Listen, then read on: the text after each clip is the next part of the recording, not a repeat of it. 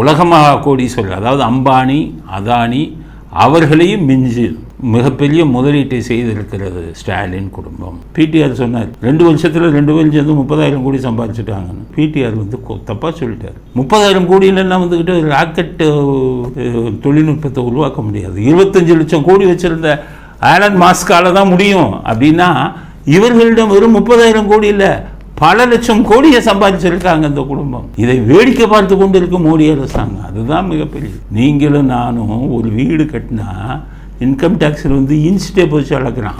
எப்படிடா அவங்களுக்கு இவ்வளவு பணம் வந்தது, இந்த வீடு வாங்க பணம் வந்தது, சோர்ஸு கொடுன்னு கேட்குறான். வீடு அட்டாச் பண்ணிட்டு போயிடுவான். ஆனால் இப்படி பல தொழில்களை ஆரம்பித்து லட்சக்கணக்கான கோடி சம்பாதித்த எலன் மாஸ்க் செய்யும் வேலை ஒரு தொழிலும் இல்லாமல் வெறும் அரசியலையே தொழிலாக வைத்து கொண்டிருக்கும் ஸ்டாலின் குடும்பம் அவங்களுக்கு போட்டியாக போகிறாங்கங்கிறது தான் அந்த வானம் அப்படிங்கிறது தொடர்ந்ததோட இது.